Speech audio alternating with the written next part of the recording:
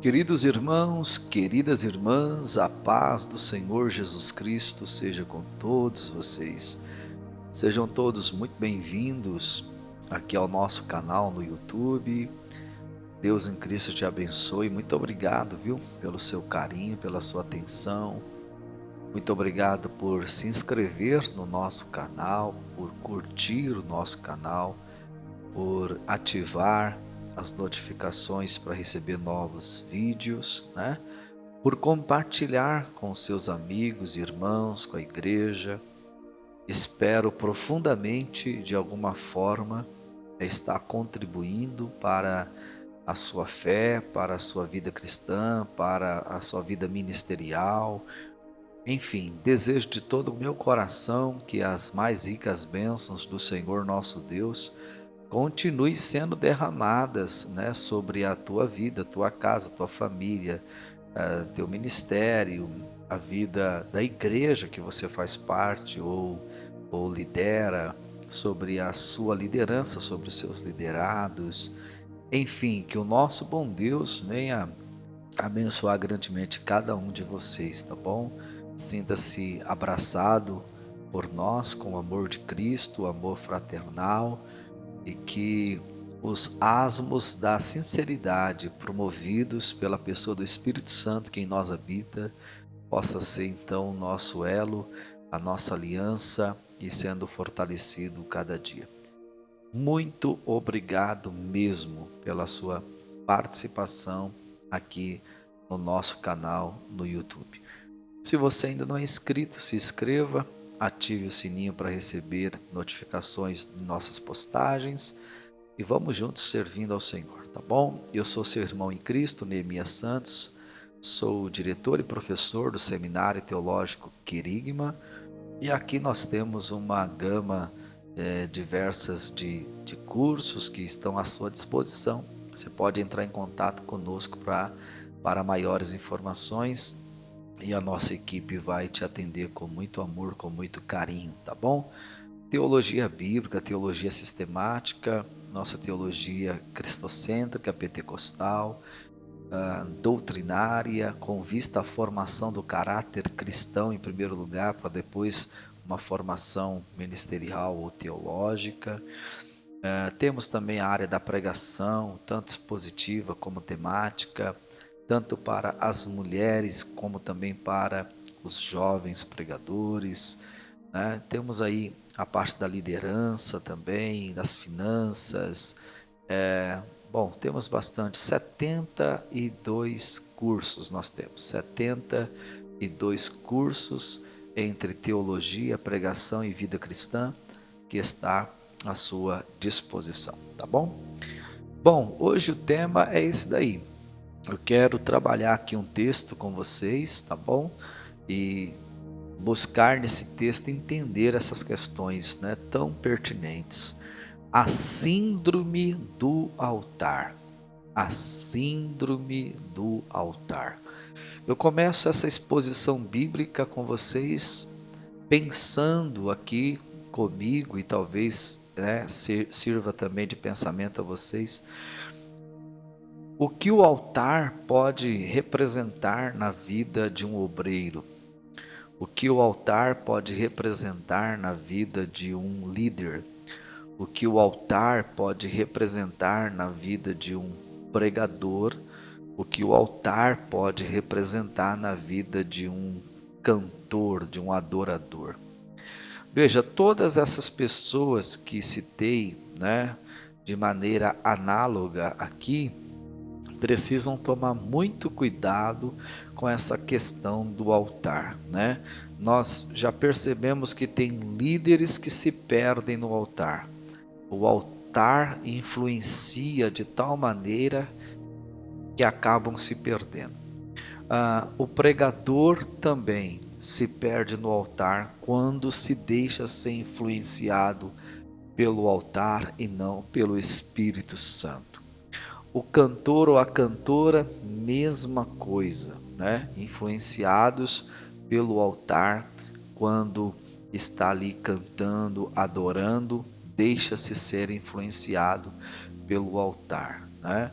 o pastor da congregação ali ele tem que ter muito cuidado, porque senão ele também é influenciado diretamente pelo altar e isso gera um baita desconforto. Então, dentro dessa linha e com todo cuidado, com todo zelo, para não ser aqui infeliz nas minhas palavras, como se tivesse a utilizando para sugerir alguma coisa, né? Não, nossa ideia é entender o perigo, né, do altar, essa síndrome do altar. Quando o altar me influencia ao ponto de eu ter, né, tomar decisões ou agir de forma que, que não compete ou que não é do caráter cristão, né, assim o fazer. Bom, eu quero ler aqui um texto e falar sobre dois obreiros que estão aqui, e aí a gente consegue enxergar essa síndrome, pelo menos, né, de uma maneira análoga, fazendo uma analogia. Vou ler o versículo 8, por exemplo.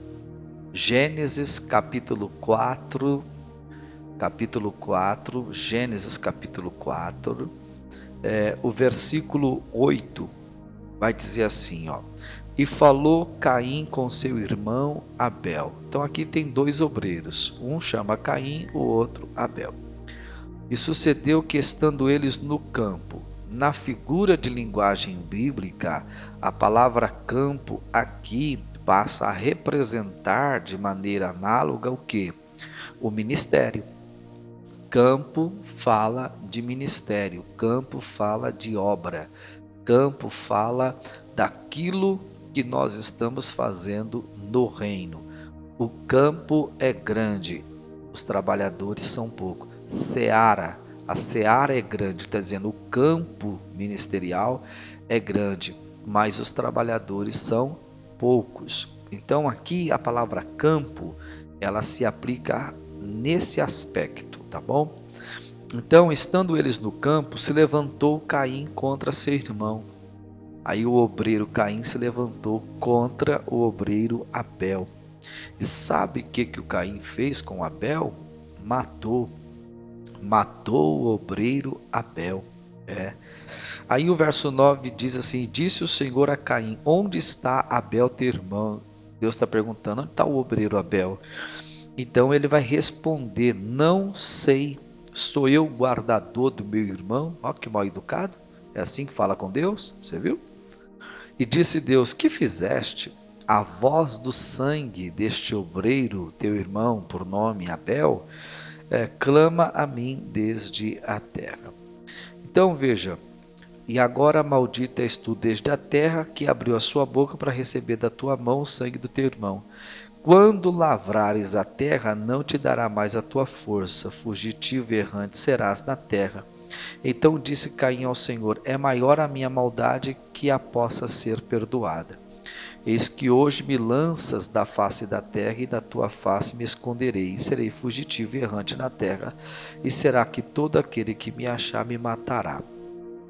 Aí o Senhor, porém, disse: portanto, qualquer que matar a Caim, 7 vezes será castigado, e pôs um sinal em Caim para que não feriste qualquer que o achasse. E saiu Caim de diante da face do Senhor e habitou na terra de Nod, da banda do oriente do Éden.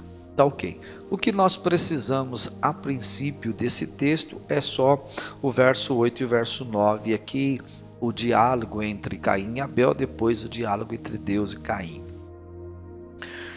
Bom, por que que o Caim, né, vai tomar essa triste decisão de tirar a vida do seu próprio irmão, o obreiro, né? Estamos usando aqui o obreiro Abel.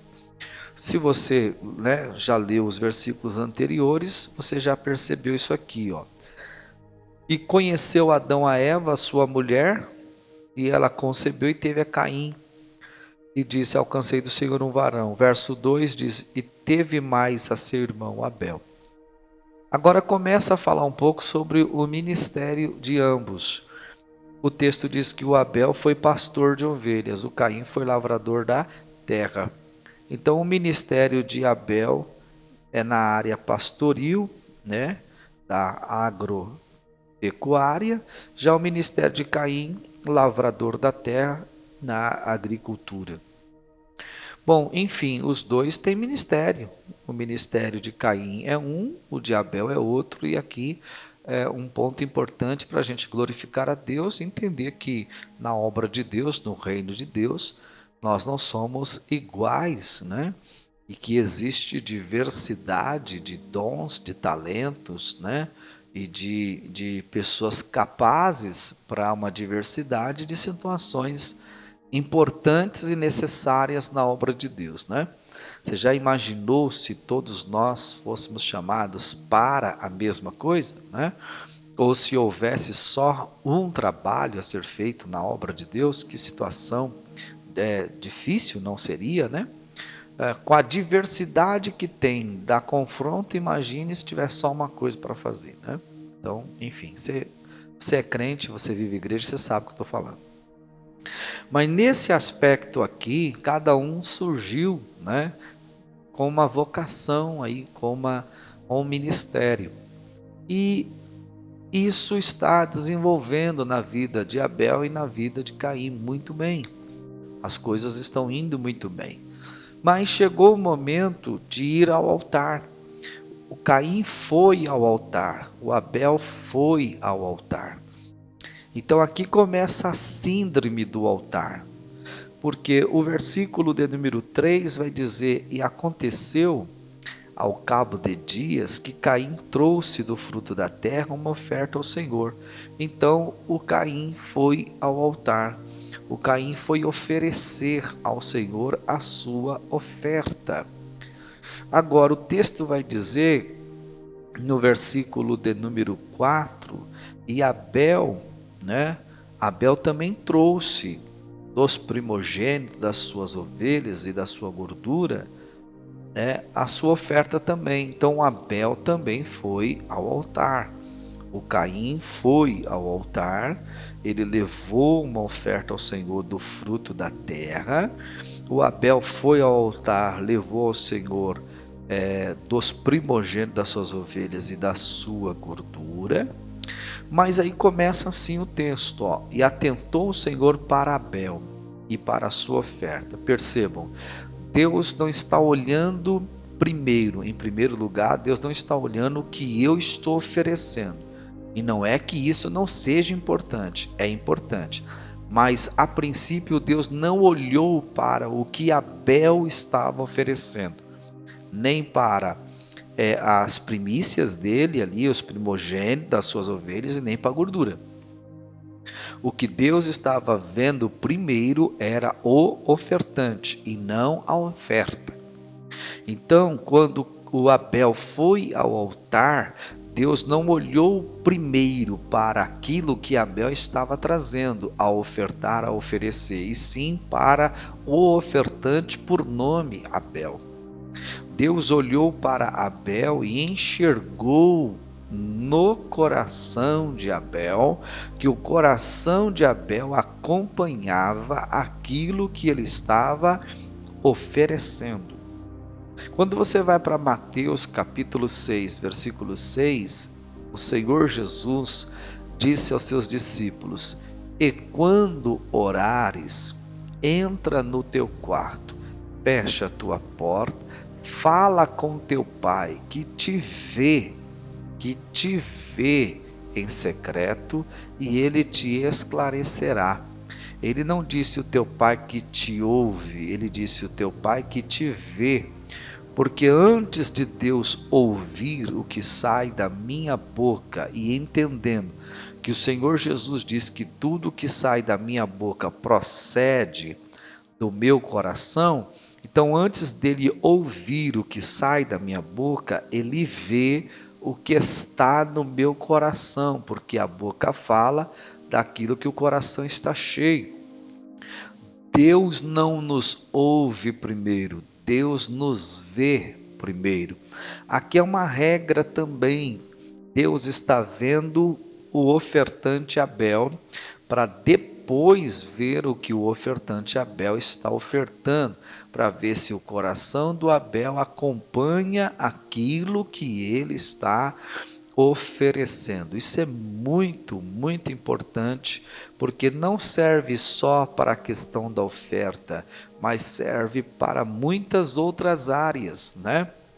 Deus vê o meu coração quando eu estou orando, Deus vê o meu coração quando eu estou dizimando, Deus vê o meu coração quando eu estou ofertando, Deus vê o meu coração quando eu estou pregando, Deus vê o meu coração quando eu estou ajudando um próximo, né?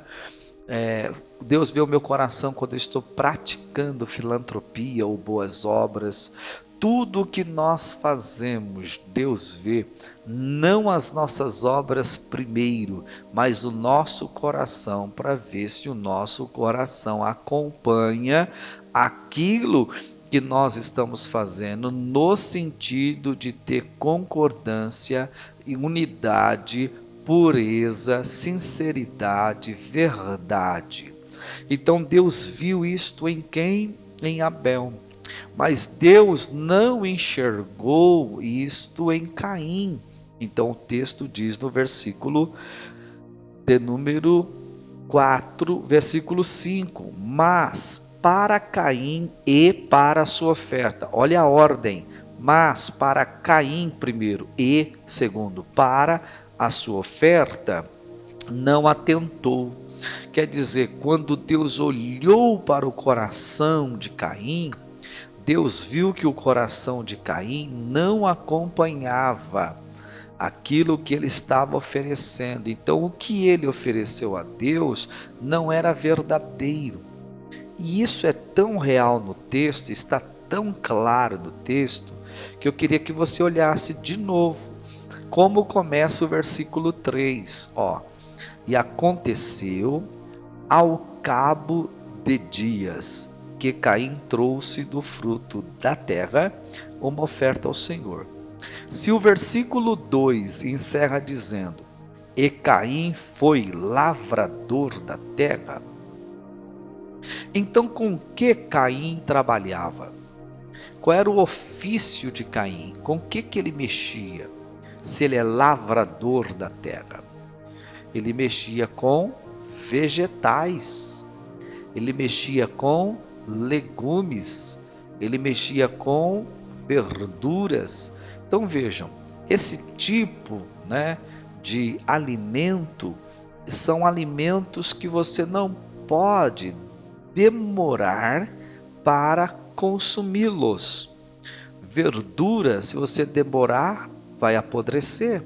Os legumes, os mais variáveis vegetais, tudo que eu demoro a consumir apodrece, cria bicho, não é verdade? Isso na vida prática a gente sabe. Hoje é quinta-feira, você foi à feira domingo próximo à sua casa, comprou algumas coisas. Vai lá dar uma olhada como é que está aquele pepino ou aquele tomate. Se tiver algum alface ainda, acredito que já não tem mais. Mas se sobrou ali alguma coisa da última feira, a de domingo, você já sabe que aquilo não está legal. Não dá para ser consumido mais. Então, isso é prática, né? Então, quando o texto diz no versículo 3, e aconteceu ao cabo de dias, essa palavra cabo de dias, não é só de dias não, a raiz do hebraico aqui aponta para meses, alguns chegam a dizer ano, mas é algo muito, muito extenso. Para quem trabalha com os vegetais, ele vai oferecer ao Senhor e o Senhor rejeita. Rejeitou a oferta? Não, rejeitou ele primeiro, para depois rejeitar a oferta. Porque o que ele está trazendo para o Senhor já passou do tempo, do prazo, da validade. Não é novo, é velho. Não está perfeito, é imperfeito. Está podre, cheira mal. Deus não merece isso. Então Deus o rejeitou. Rejeitou ele, verso 5, não atentou nem para ele e nem para a oferta dele. Agora, nós precisamos entender também que o Caim age desta forma sem necessidade, irmãos, nenhuma de ser assim. Porque o próprio Deus vai falar para ele que ele tinha total condições de dar o seu melhor, de oferecer o melhor, de ir para o altar como o seu irmão Abel o foi. Observe, ele vai ficar irado, o semblante dele vai descair. Aí o Senhor fala com ele no 6, e o Senhor disse a Caim: por que te iraste? E por que descaiu o teu semblante? Verso 7, se bem fizeres, não haverá aceitação para ti?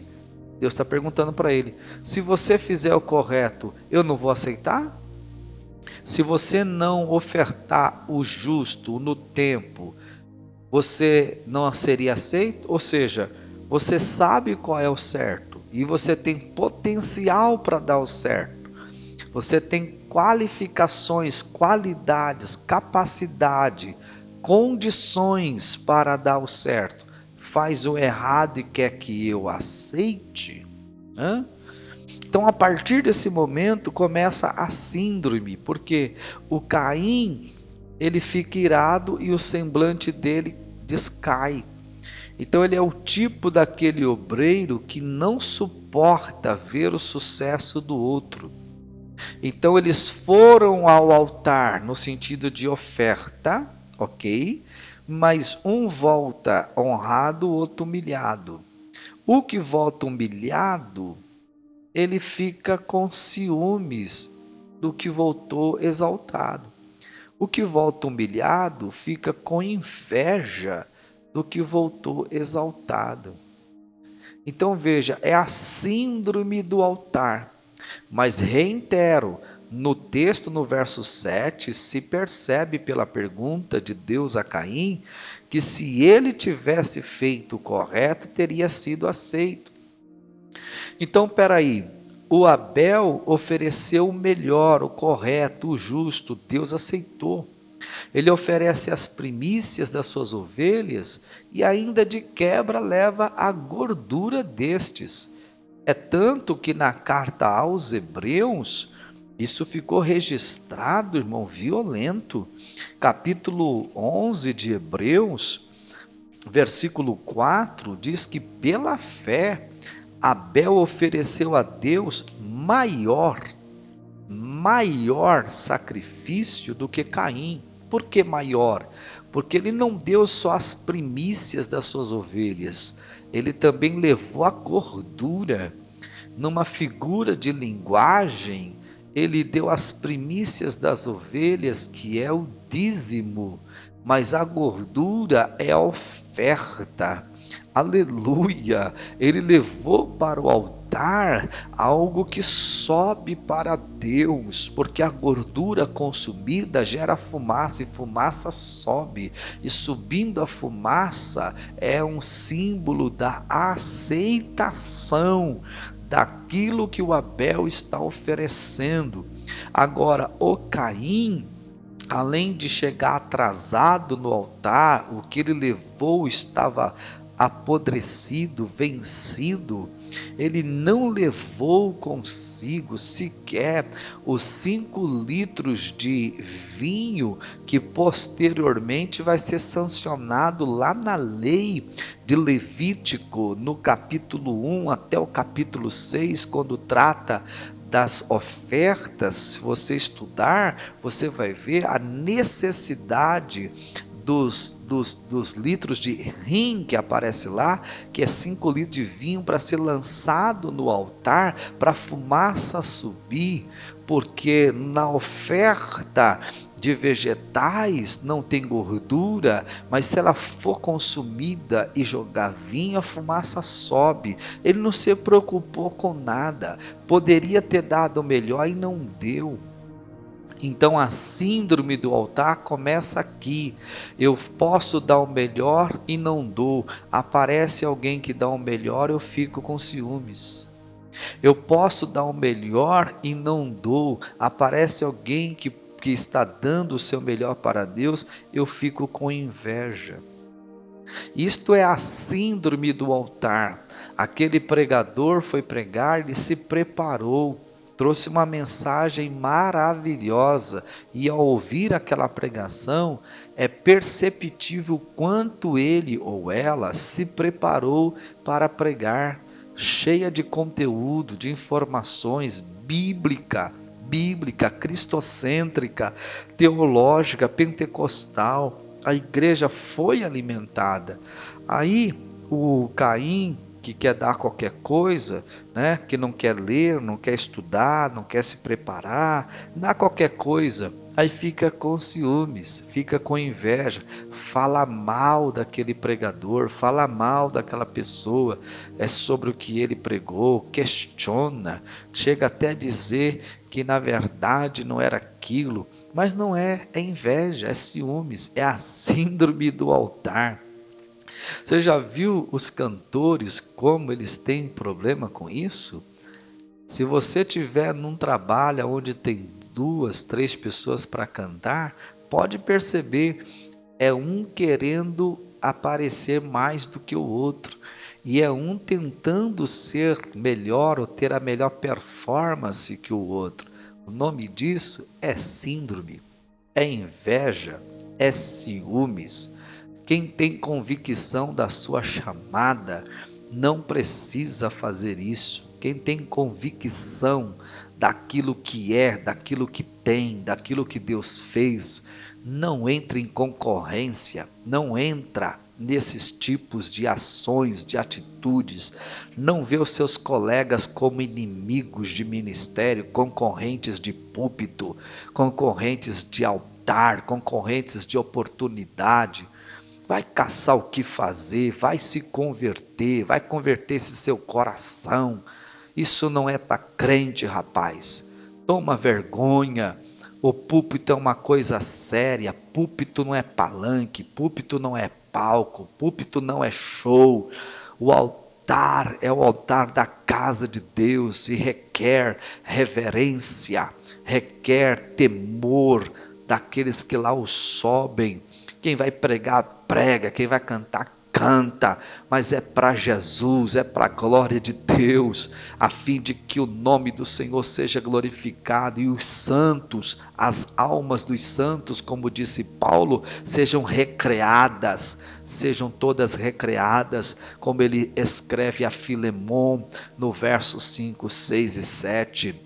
Nós precisamos ser desta forma, mas aí a síndrome do altar é um problema.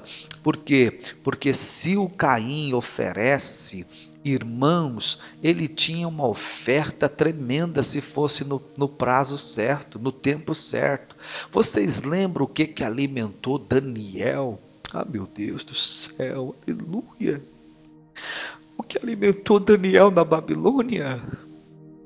Quando Daniel disse, Daniel capítulo 1, verso 8 a seguir, quando ele assentou no coração, não se contaminar com o vinho nem com as finas iguarias do rei, com o manjar do rei, ele disse, experimenta-nos, peço-te, por 10 dias, dai-nos a beber água e dai-nos a comer o quê? Legumes. As ofertas que Caim tinha, era legumes, é vegetal, é da terra, se dá no tempo certo, se chega no tempo certo, alimenta, se dá no tempo certo, se chega no tempo certo, sustenta, se dá no tempo certo, chega no tempo certo, nutre. O problema é que chega atrasado, está vencido, está velho, é de qualquer jeito e quer que Deus aceita. Não, não é de qualquer jeito não. Este louvor que você vai cantar para Jesus precisa ser ensaiado sim, precisa ver a altura, ver a voz, ver se realmente encaixa com o seu perfil, com o seu timbre de voz, tem que ser o melhor, não é de qualquer jeito não. Esta mensagem que você vai pregar vai levar horas, vai levar dias, vai levar semanas, talvez meses, para ela ficar realmente de acordo com aquilo que você vai pregar, para edificar o corpo de Cristo. Ou então você vai oferecer qualquer coisa no altar e vai achar que está bonito quando não está. Nós não vamos correr esse risco e não queremos jamais correr este risco de ser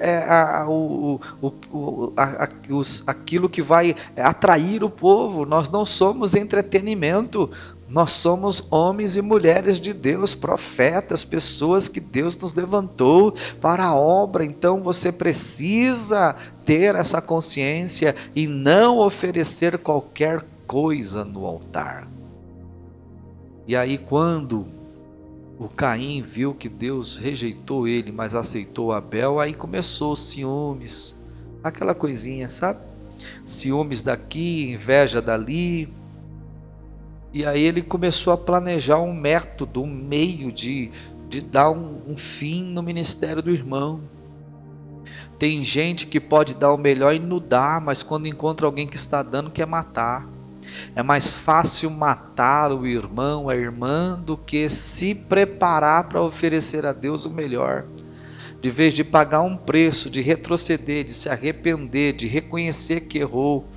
O texto diz que ele está iradinho, o texto diz que o semblante dele mudou. Assim fica algumas pessoas na igreja quando Deus está te usando, me usando ou usando alguém.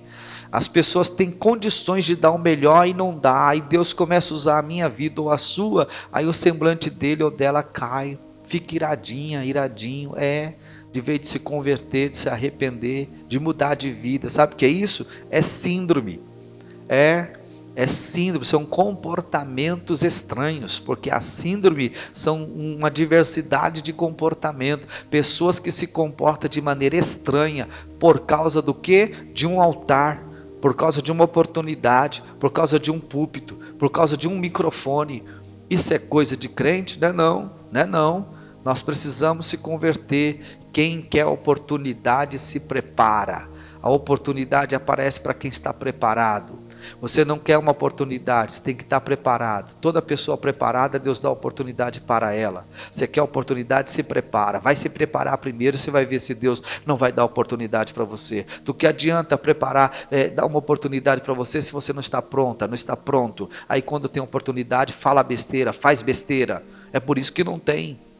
Isto é a síndrome do altar. Esse é um problema muito sério no meio de nós, né? No meio da igreja, no meio do ministério. Que o sangue de Jesus tenha poder para nos livrar disso aí.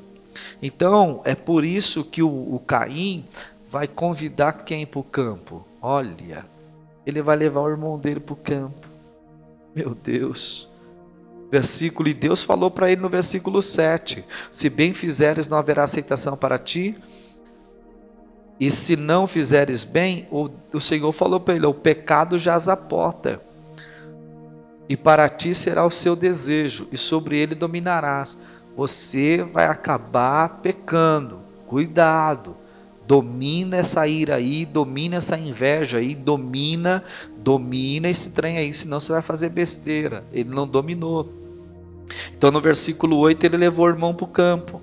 Falou Caim com seu irmão Abel, e sucedeu que estando eles no campo, se levantou Caim contra seu irmão Abel e o matou.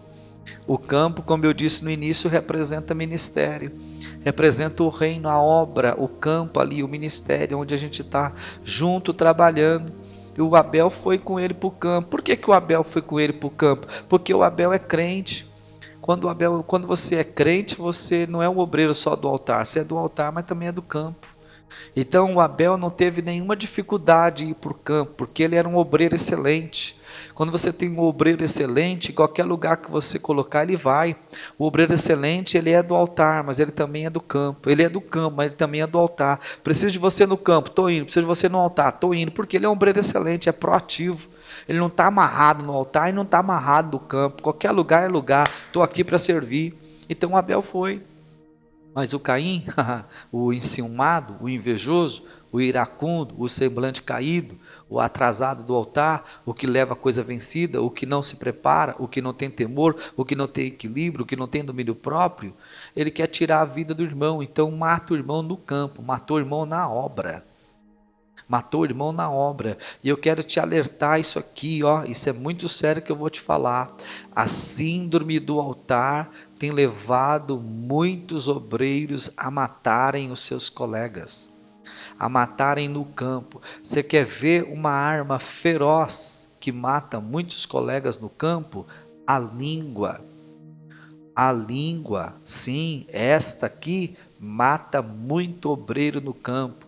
Tem muita gente boa aí na obra de Deus que está sendo assassinada por pessoas que não oram, não jejuam, não têm temor a Deus, não têm vida no altar, não se arrependem, querem fazer a obra de qualquer jeito, viver de qualquer jeito, não respeita a liderança, não respeita pastor, não respeita a doutrina da igreja onde ela ou ele congrega.